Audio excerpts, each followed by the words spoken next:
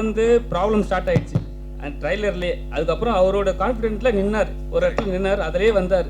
இப்போ நீங்கள் வந்து செகண்ட் பார்ட் பண்ணுறீங்க. அதில் வந்து செகண்ட் பார்ட்டில் ப்ரொமோவில் என்ன சொல்லியிருக்கீங்கன்னா, செகண்ட் பார்ட் எடுக்க எதுவுமே ஓடாதுன்னு சொல்லியிருக்கீங்க. மாசா கையில் வச்சுக்கிங்க ஏன்? அதான் நான் அந்த டைலாக் நான் தான் ஆட் பண்ண சொன்னேன். அதான் சொன்னேன் இப்போது தப்பாக ஆட் பண்ணணும் அப்படின்ட்டு. பட் என்னன்னா சார், பார்ட் 2ங்கிறது இன்னைக்கு நானே 2 படம் பண்ண போகிறேன். பார்ட் 2 ஃப்யூச்சரில் உங்களுக்கு அனௌன்ஸ்மெண்ட் வரும். பார்ட் 2 வந்து ஒரு ரீகலெக்ஷன் வேல்யூ நல்லா இருக்குது sir. As a producer and as an actor, இன்னைக்கு இருக்கிற ஆடியன்ஸை வந்து நம்ம தியேட்டருக்கு கொண்டு வரணும் அப்படின்னா அவங்களுக்கு ரீகலெக்ஷன் வேல்யூ தேவைப்படுது. இல்லைனா 4 வாரத்தில் ஓடிடியில் வந்துடும், நாங்கள் ஓடிடியில் பார்த்துக்குறோம் ஒரு மூடில் இருக்கிறாங்க. அப்போது அந்த ரீகலெக்ஷன் வேல்யூக்காக அந்த சேம் டைட்டில்ஸோட போகும்போது அவங்களோட எதிர்பார்ப்பு இன்னும் கொஞ்சம் கூடுது. அண்ட் அது சம்டைம்ஸ் அந்த பக்கமும் போகுது. எல்லா படங்களும் இல்லை, சில படங்கள் ஓடி இருக்கு. பட் நம்ம கொஞ்சம் கேர்ஃபுல்லாக பண்ணணும். ஃபஸ்ட்டு விஷயம் என்னென்னா, அந்த டைட்டிலுக்காக நம்ம கதை பண்ணக்கூடாது. கதை பண்ணிவிட்டு அந்த டைட்டிலை வச்சுக்கணும். இதுதான் சார் விஷயம். அந்த விதத்தில் இவர் வந்து ஆல்ரெடி கதை பண்ணியிருந்தார்.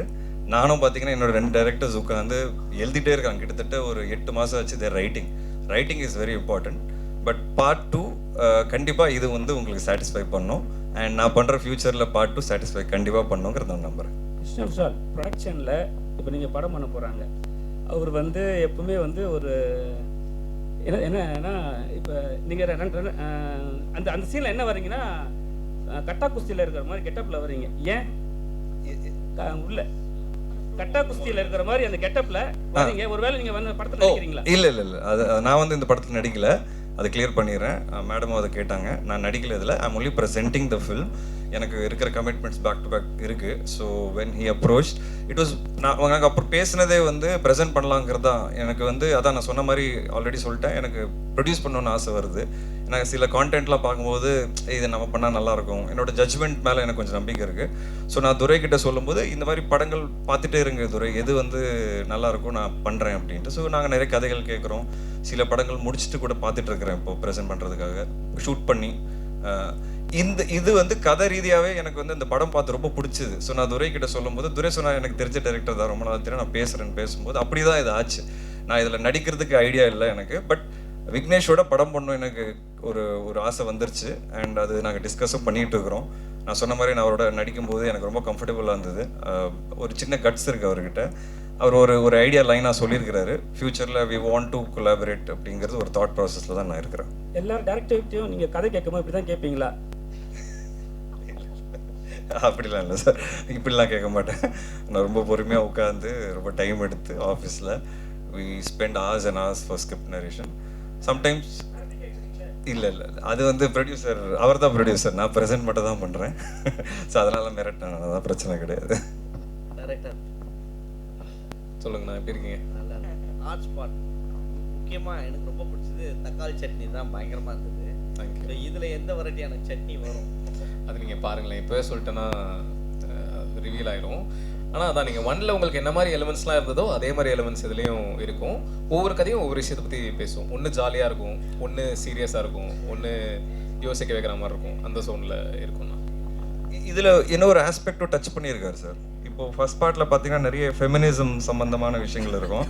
இதில் அதர் சைட் லைட்டாக டச் பண்ணியிருக்காருன்னு நான் சொல்லுவேன். நான் கேட்கும்போது எனக்கு அந்த அதர் சைட் தெரிஞ்சது. இதில் ஒரு ஆள் விஷ்ணு சாரோட ப்ரொடக்ஷனில் உங்களுக்கு வந்து மேடையில் ஆடியோ லைன்ஸ் நம்ம ஹாட்ஸ்பாட்டில் ஒரு செக் வந்துருச்சு. ஃபர்ஸ்ட் நைட்டில் ஒரு கதையும் ரெடி ஆகிடுச்சு, ஒரு படம் வந்துருச்சு. ஃபர்ஸ்ட் நைட் நடந்ததா இல்லையா? ஃபர்ஸ்ட் நைட் நடந்ததா இல்லையாவா? இது படத்தில் பதில் சொல்கிறோன்னா 2ல் ஃபர்ஸ்ட் பார்ட்டில் நீங்கள் படம் போது சொன்னீங்க படம் நல்லா இல்லைன்னா செருப்பால் அடிங்கன்னு. சரிங்களா? அவர் கையோடு செருப்பு எடுத்து வந்துட்டார். நெக்ஸ்ட்டு நடந்தால் என்னவா இருக்கும்?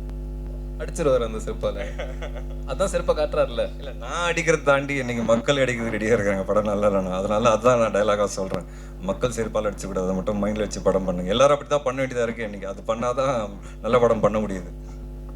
விஷ்ணு ஹியர். சொல்லுங்கள் சார். புரியல சார்.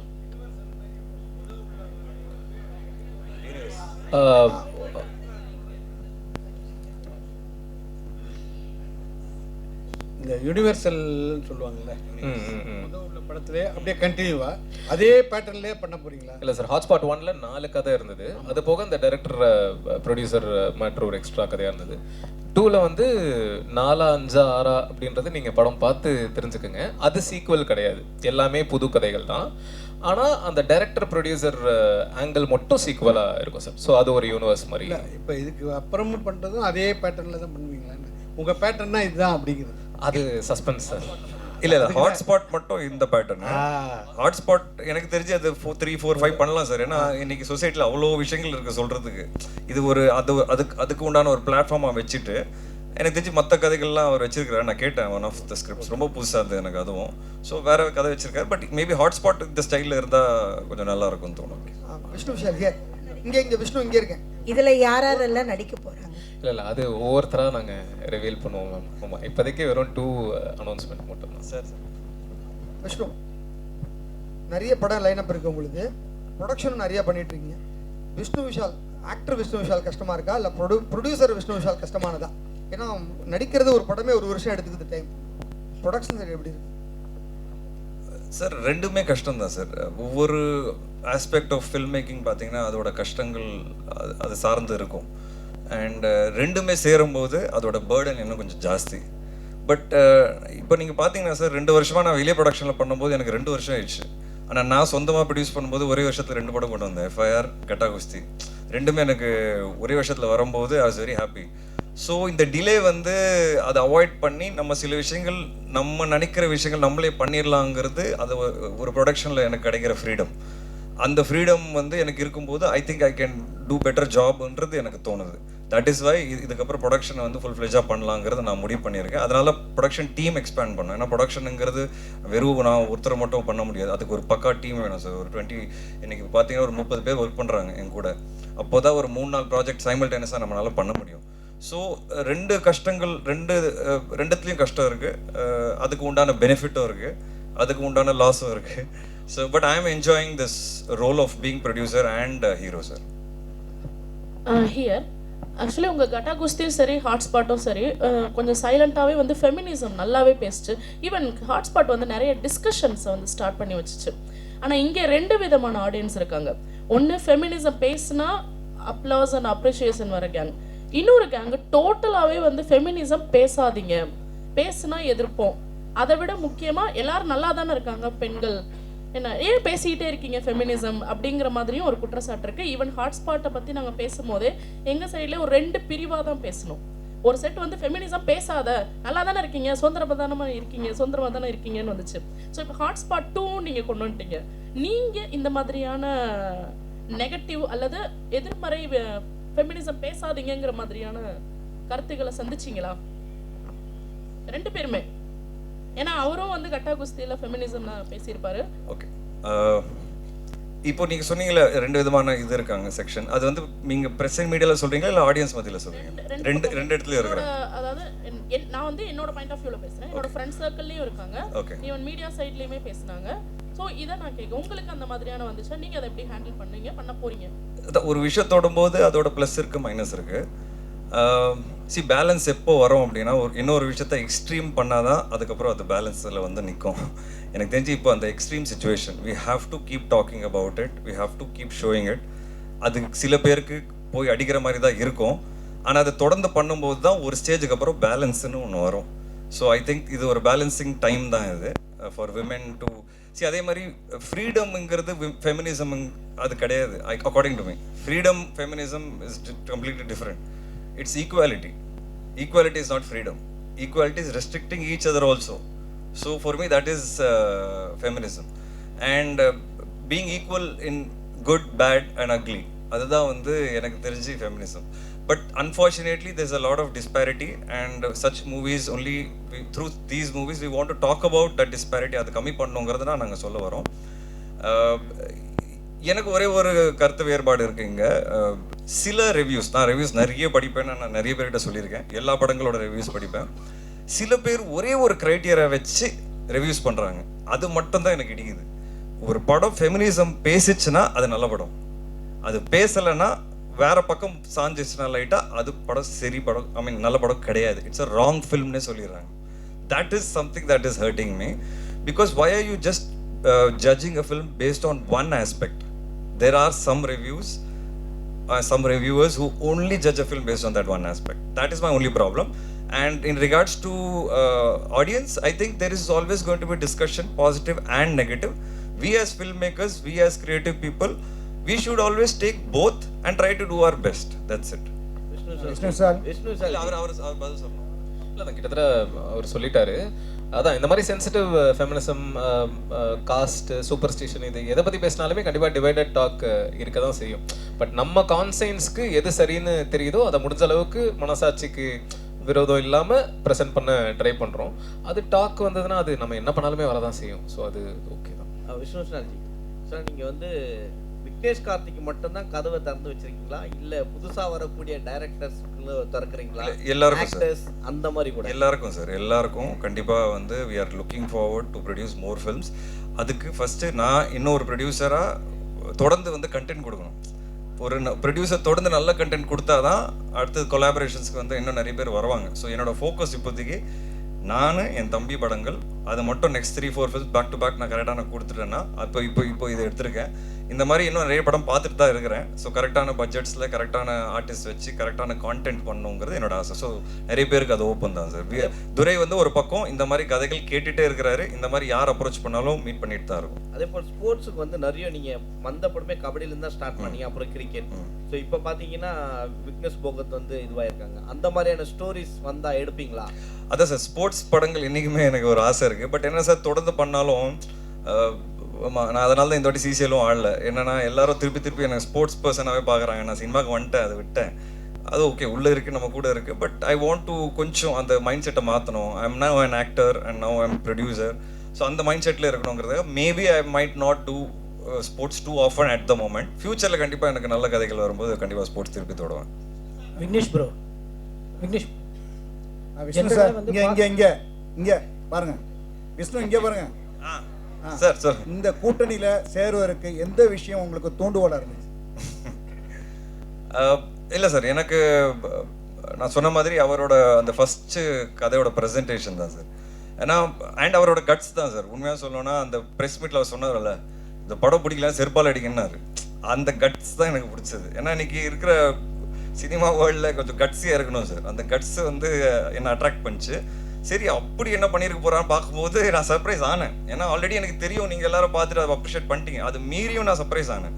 ஸோ எனக்கு அந்த விஷயம் தான் ஓகே, நம்ம விக்னேஷ் கிட்ட ஒரு நல்ல டேலண்ட் இருக்குது அப்படிங்கிறத நான் வந்து ஜாயின் பண்ணணும்னு நினச்சேன் சார். விக்னேஷ் ப்ரோ, ஜென்ரலாகவே படத்துக்கு டைட்டில் பார்த்தீங்கன்னா பார்ட் 2னா ஜஸ்ட் 2 தான் வச்சுருப்பாங்க. நீங்கள் வந்து டைட்டில்லே டூ மச் அப்படி வச்சுருக்கீங்க. ரசிகர்கள் பார்த்துட்டு டூ மச் அப்படின்னு சொல்லுவாங்க, அப்படி கணிச்சிட்டு வச்சுருக்கீங்க. இல்லை, 2ன்னு சிம்பிளாக வைக்க வேணாம். ஜிகர்தண்டா வந்து XXL வச்சுருந்தாங்க.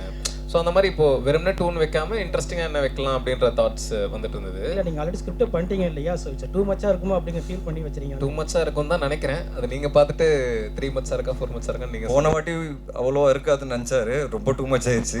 இந்த வாட்டி அவரே சொல்லிட்டாரு டூ மச்சாக இருக்குமோ பார்த்துக்கோங்கன்ட்டு. ஓகே மச்சி. விஷ்ணு சார் இங்கே தமிழ் சினிமாவில் வந்து பார்த்தீங்கன்னா இப்போ வந்து கரண்ட்டில் வந்து ஒரு ப்ராப்ளம் போயிட்டு இருக்கு. ப்ரொடியூசர்ஸ் வந்து நடிகர் சங்கத்தை குறை சொல்கிறதும், நடிகர் சங்கம் வந்து ப்ரொடியூசர்ஸை குறை சொல்கிறது, இந்த மாதிரி ப்ராப்ளம் போயிட்டு இருக்கு. அஸ் அ நடிகராகவும் ப்ரொடியூசராகவும் நீங்கள் இருக்கிறப்போ இந்த ப்ராப்ளம் எப்படி நீங்கள் பார்க்குறீங்க? ரெண்டுமே நானாக இருக்கிறதுனால எனக்கு ப்ராப்ளம் கம்மி. அதனால தான் நான் ப்ரொடியூஸே பண்ணலான்னு டிசைட் பண்ணேன். But sir, on a positive note என்னென்னா sir, cinema is going through சேஞ்சுங்கிறது கான்ஸ்டன்ட். இப்போ நான் வர்ற டைமில் பார்த்தீங்கன்னா எனக்கு தெரிஞ்சு என்னோடய ஃபஸ்ட்டு படம் மட்டும்தான் சார் நான் ரீலில் பண்ணேன். அந்த ரீல் ஓடும்போது அந்த ஒரு 48 ஃப்ரேம்ஸ் ஓடும்போது ஒரு சவுண்ட் வரும் சார். அந்த pressure as an actor first படத்துலேயே நான் ஃபேஸ் பண்ணியிருக்கேன். அதோட அந்த எராவே முடிஞ்சிருச்சு. செகண்ட் ஃபிலிம்லேருந்து நான் டிஜிட்டலுக்கு மாறினேன். டிஜிட்டல் ஃபில்ம் மேக்கிங்காக மாறிடுச்சு. நானும் டிஜிட்டல் கேமரா தான் நடிக்க ஆரம்பித்தேன். அந்த சேஞ்சை வந்து we had to accept in terms of film making. ஏன்னா ஃபில்ம் மேக்கிங் மாறிடுச்சு. அங்கே இப்போது ஒரு டைரக்டர் வந்து ஒரு இடத்துல ஒரு டேக் தான் போவார்னா இப்போது வந்து வேறு ஆங்கிளில் அதே விஷயம் எடுக்கிறாங்க. அது we had to adapt immediately. Luckily நான் 1 ஃபில்ம் ஓல்டு தான். ஸோ என்னால் ஈஸியாக அடாப்ட் பண்ண முடிஞ்சது. அதுக்கப்புறம் பார்த்தீங்கன்னா ஷார்ட் ஃபில்ம் மேக்கர்ஸோட வேவ் வந்தது. இந்த ஷார்ட் ஃபில்ம் மேக்கர்ஸோட வேவ் வரும்போது எந்த டைரக்டரும் எந்த அசிஸ்டண்ட்டாக ஒர்க் பண்ணணுன்னு அவசியமே கிடையாதுங்கிற ஒரு விஷயம் வந்தது. அப்போது ஒரு வேவ் வரும்போது பார்த்தீங்கன்னா again I had to adapt. திடீர்னு பார்த்தீங்கன்னா என் லெவலோட படங்கள் நடக்கலை. ஐதர் கம்மி பட்ஜெட்டில் நடந்தது, ஏன்னா ஷார்ட் ஃபில்ம் மேக்கர்ஸ் வந்துட்டாங்க, ஆர் பெரிய லெவலில் நடந்தது. அப்போ திருப்பி வந்து நான் ஃபைண்ட் அவுட் பண்ணி அந்த ஸ்மால் பட்ஜெட்குள்ளே போனேன். முண்டாசுப்பட்டி, இன்டர்நெட் நாளை திருப்பி பார்த்தீங்கன்னா அதை அடாப்ட் பண்ணேன். ஸோ இந்த அடாப்டிங்கிற ஒரு விஷயம் வந்து we have to keep doing in cinema in the world. என்னைக்கு இருக்கிற சுச்சுவேஷனில் லாஸ்ட் 4-5 இயர்ஸில் ஓடிடி பயங்கர டாமினேட் ஆகிட்டாங்க சார். ஓடிடி வியூவிங் டாமினேட் ஆனதுனால சினிமாவோட பிஸ்னஸ் மாடலே மாறிச்சு சார், வியாபாரமே மாறிச்சு, அண்ட் வியூவர்ஷிப் மாறிச்சு. All over country world viewership இருக்குது. பட் தேட்டருக்குள்ளே வர்ற ஆடியன்ஸ் வந்து குறைஞ்சிருக்காங்க. அந்த மைண்ட் செட் மாறி இருக்கு. ஸோ இந்த ஹோல் சினாரியோ மாறும்போது பிஸ்னஸ் மாடல் மாறினதுனால நிறைய விஷயங்கள் மாறணும் பேக் எண்டில். அதுதான் இப்போ நடக்குது. என்னோட சீனியர் ஆன நிறைய ஆக்டர்ஸ் இருக்கிறாங்க, ப்ரொடியூசர்ஸ் இருக்காங்க, எல்லாரும் இன்னைக்கு பேசி ஒரு நல்ல முடிவு பண்ணுவாங்கிறத நான் நம்புகிறேன். But change is needed. As a producer நான் இன்னைக்கு ஒரு விஷயம் நான் தொடரேன்னா எனக்கே தலை சுற்றுது. இவ்வளோ விஷயங்கள், இவ்வளோ பட்ஜெட்ஸ் இருக்குது, இவ்வளோ செலவாகுது அப்படின்னு. ஆஸ் அன் ஆக்டர் நான் போகும்போது எனக்கு என்னோட பிஸ்னஸ் மாடல் புரிஞ்சதுனால எங்கேயாவது ஏதாவது ஒரு விஷயம் இடிக்குதுன்னா நான் வந்து ஓகே வாங்க சார் என்ன பண்ணலாம் அப்படின்னு பேசி ஒரு பிஸ்னஸ் மாடலை மாற்றுறேன். இப்படி படம் ஓடிச்சுன்னா எனக்கு இவ்வளோ கிடைக்கும், இல்லைனா இப்படி பண்ணலாம். இது I am ready to do it. But change doesn't happen from me, change happens from the top always. So I only am expecting and hoping Ki everybody at the top அவங்க எல்லாரும் ஒன்றுக்கு வந்து ஒரு பிஸ்னஸ் மாடலை மாற்றினாங்கன்னா இன்னும் கொஞ்சம் ஈஸியாக இருக்கும் அண்ட் இண்டஸ்ட்ரி இன்னும் ஃப்ளரிஷ் ஆகும். ஏன்னா இந்த இண்டஸ்ட்ரி ஃப்ளரிஷ் ஆச்சுன்னா entertainment is always going to be there, and a lot of people will get work and livelihood, and we all are dependent on the business model. So this is my thinking. Vignesh G இங்கே Vignesh G மாசாவா? இல்லை sir, நான் mass படங்கள் பண்ணுறதில்ல. மாசா வச்சாச்சும் மாசா பண்ணுவோம் அப்படிங்கிறது தான் நான் பண்ணேன். அவ்வளோதான். விக்னேஷ் ஜி இப்போ ஆமாம் சார், அவர் ரொம்ப நாள்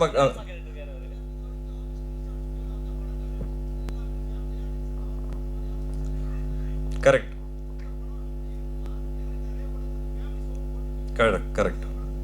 100% இருக்கும் சார். இது எனக்கு தெரிஞ்சு ஏ சர்டிஃபிகேட் வராது, இது யூஏ தான் வரும். ஸோ கண்டிப்பாக நீங்கள் எல்லாரும் பார்க்கலாம். விக்னேஷ் ஜி ஹாட் ஸ்பாட் ஏற்கனவே ஃபஸ்ட்டு பார்ட்டில் பண்ணும்போது ப்ரொடியூசரை வந்து ஹாட் ஷீட்டில் உட்கார வச்சுட்டீங்க ட்ரைலர் போடும்போது. அதே மாதிரி நம்ம விஷ்ணு வைப்பீங்களா? கோர்ட் மூலியமா கோர்ட்டு எல்லாமே பார்த்தீங்க, என்னென்னா கம்ப்ளைண்ட் பண்ணுறேன்னு சொன்னாங்க, இங்கேயே நீங்கள் பார்த்துருப்பீங்க, எல்லாரும் சொன்னாங்க. ஸோ இது மாதிரி ஒரு பெரிய ஆர்டிஸ்ட் வந்து அந்த நிலைமை எட்டுமே விட்டுருவீங்களா, இல்லை வேற மாதிரி எட்டுமே விடுவீங்க? நல்லா தெருவில் கொண்டு போய் விட்டுருவீங்களான்ற மாதிரி கேட்குறீங்களா?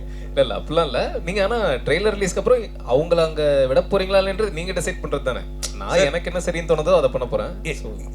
இது ஜஸ்ட் இப்படி யோசிப்போமே, சப்போஸ் அந்த ஹாட் ஸ்பாட்டோட ட்ரெய்லர் அவர் நார்மலாக கட் பண்ணியிருந்தாருன்னா அந்த படம் ரீச் ஆகிருக்குமா ஆடியன்ஸ் கிட்ட, இல்லை ப்ராப்ளம் ஆகிருக்குமா? இந்த மாதிரி ஒரு படம் வருதுன்னு ஒரு சில பேருக்கு தெரிஞ்சிருக்குமா? இல்லை சார், அது பண்ண வேண்டியதாக இருக்குது சார். இன்றைக்கி இருக்கிற ஆடியன்ஸ் மத்தியில், இன்றைக்கி இருக்கிற சினிமாவில், காம்படிஷனில் we have to be different. Controversy இல்லை sir, we have to be different. அவர் டிஃப்ரெண்ட்டாக இருக்க ட்ரை பண்ணார், அவ்வளோதான் நான் சொல்வேன். இந்த கதையே நான் இப்படி ட்ரெய்லர் பண்ணால் யாருமே அது நோட்டீஸ் பண்ணுவாங்களே எனக்கு தெரில. ஆனால் நான் இப்படி ட்ரெய்லர் பண்ணேன்னா இருக்கிற கண்டென்ட்டை தானே ட்ரெய்லர் பண்ணுறேன். இப்படி பண்ணால் அதுக்கு நான் அப்ரிஷியேட் பண்ணுறேன். அது ஸ்மார்ட் திங்கிங்ன்றேன் நான். ஆனால் விக்கணும் லாஸ்ட் கொஸ்டின் இதோ இங்கே இருக்கு. ஓ ஒரு நிமிஷம் ப்ரோ. ஓகே சொல்லுங்க. இல்லை பிரசன்ட் ப்ரொடியூசர். ஆமாம் சூப்பர். லாஸ்ட் கொஸ்டின் சொல்லுங்க. இப்போ வந்து நீங்கள் ஃபர்ஸ்ட் பார்ட் பண்ணும்போது வந்து கான்ட்ரவர்சியாக பயங்கரமாக ட்ரெய்லர் மட்டும் தான் வந்துச்சு. ஆனால் நீங்கள் இப்போ ஒரு ஃபோட்டோ போட்டாலே பயங்கர கான்ட்ரவர்சி ஆகுது. ஏன்னா ஒரு பிரெகிடாவோட ஒரு ஃபேமிலி ஃபோட்டோ போட்டிருந்தீங்க, கீழே பயங்கர கங்க்ராச்சுலேஷன் உங்களுக்கு செகண்ட் மேரேஜா அப்படின்லாம் போட்டிருந்தாங்க. அடுத்த வாரம் பார்த்தா நாக சைத்தன்யா வந்து செகண்ட் மேரேஜை வந்து அனௌன்ஸ் பண்ணுறாரு. ஸோ அங்கேயே கான்ட்ரவர்சி ஆரம்பிச்சிச்சுன்னு நினைக்கிறோம். அந்த மாதிரி கான்ட்ரவர்சி இருக்கா? அப்புறம் ரெண்டாவது கொஸ்டின், ஸோ ஃபர்ஸ்ட் டேர்ம்ஸில் வந்து எல்லா டேர்முமே நீங்கள் வந்து டச் பண்ணிட்டீங்க, என்னெல்லாம் இங்கே பேச முடியாதோ எல்லாத்தையும் நீங்கள் பேசிட்டீங்க. ஸோ இன்றைக்கி இருக்க ஜென்சி டேர்ம்ஸில் வந்து எல்ஜிபிடிக்யூ பற்றி பயங்கரமாக எல்லாருமே அடித்து நவுத்திட்டு இருக்காங்க. அதை பற்றின ஏதாவது இருக்குமா? இல்லை அதை நான் சொல்லிட்டேன்னா ரிவீல் ஆயிரும். பட் ஆனால் கண்டிப்பாக கான்ட்ரவர்ஷியலான விஷயங்கள் இருக்கும். அதில் ஸ்பெஷலாக ப்ரோ வந்து அந்த கடைசி கதை ரொம்ப பிடிச்சிருக்கு அப்படின்னு சொன்னார்ல, அந்த கதை நரேட் பண்ணும்போது நான் யோசித்தேன் கண்டிப்பாக இது வந்து, ஏன்னா அந்த கடைசி கதை வந்து சினிமாவில் இருந்துட்டே அந்த கதையை பண்ணுறதுக்கு ஒரு கரேஜ் வேணும். It will be very bold film. ஆனால் கதை கேட்டுட்டு அந்த கதை எனக்கு ரொம்ப ரொம்ப பிடிச்சிருக்கு அப்படின்னு சொன்னபோது எனக்கு ரொம்ப ஆச்சரியமாக இருந்தது, ரொம்ப சந்தோஷமாகவும் இருந்தது. ஏன்னா சினிமாவில் இருந்துட்டு அதை பண்ணணும்னு நினைக்கிறதுக்கே ஒரு தனி கட்ஸ் வேணும். ஸோ அதுக்கு நான் நன்றி சொல்லிக்கிறேன். ஸோ கான்ட்ரவர்ஷியல் விஷயங்கள் இருக்கும் அண்ட் எல்லாத்தையும் டச் பண்ணல. பார்ட் 1ல 4 கதை இருந்தது, இதுலேயும் வித்தியாசமான அதில் டச் பண்ண எதையுமே இதில் டச் பண்ணல. இதை நீங்கள் பார்க்கும்போது ஆமால அப்படின்னு தான் தோணும். இதை தாண்டியும் இன்னும் நிறைய கதை பார்ட் 3 பார்ட் 4க்குலாம் கதைகள் இருக்குது. ஸோ இன்னும் டச் பண்ணாத விஷயங்கள் நிறைய இருக்குது.